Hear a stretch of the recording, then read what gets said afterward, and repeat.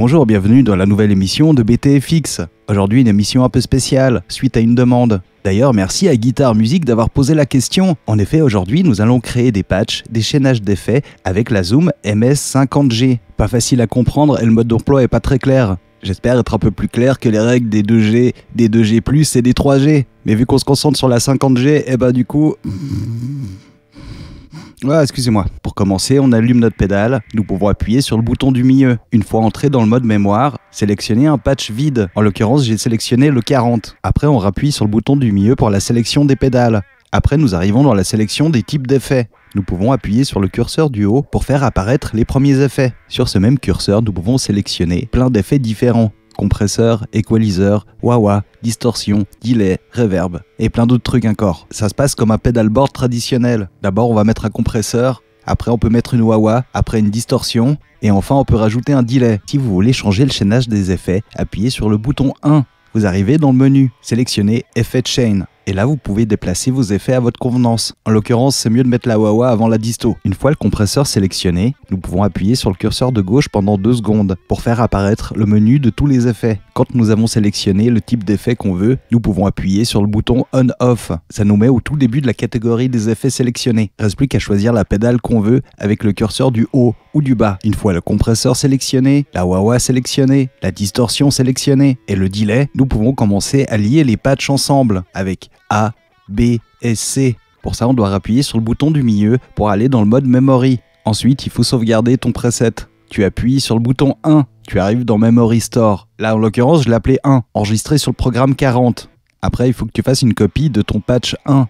Il faut faire la même manipulation, sauf que tu l'enregistres sur le patch 41 et tu réitères avec le patch 42. Comme ça, tu as 3 patchs avec les mêmes effets. Après, pour lier les patchs, tu appuies sur le bouton 3. Le premier sélectionné sera le A, le deuxième B, le troisième C. Maintenant, on retourne dans le programme 40. On va garder juste le compresseur et la disto. Tout le reste, on les déclenche. Pour ça, nous pouvons surfer dans notre pedalboard avec le curseur gauche et droite. Et on appuie sur On-Off pour sélectionner ou désélectionner. Donc j'ai fait ça comme ça. Le patch A avec compresseur et distorsion, le patch B avec compresseur, wah-wah, distorsion, et le patch C avec compresseur, wah-wah, distorsion et delay. Du coup, j'ai fait une petite démo avec cette sélection de patchs. Je vous avertis, c'est que de l'impro. J'ai quand même sélectionné une batterie et enregistré vite fait à l'arrache une basse. Un style plutôt rock en testant les 3 patchs avec les changements d'effets.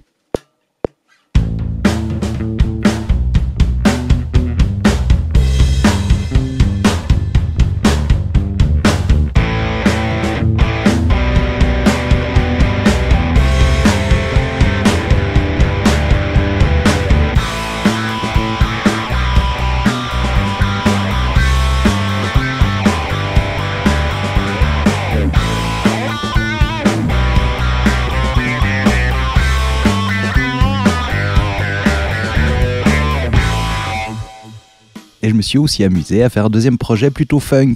Et là pareil, une petite batterie, une basse, avec le même type d'effet, avec juste un boost à la place de la distorsion.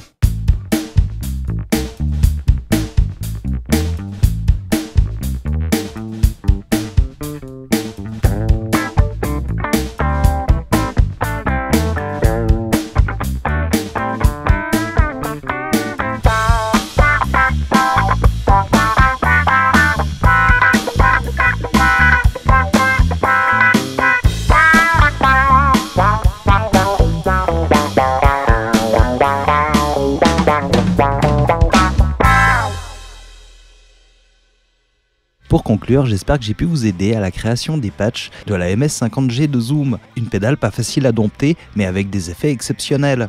Merci d'avoir regardé ce test sur BTFX et à bientôt pour une prochaine émission.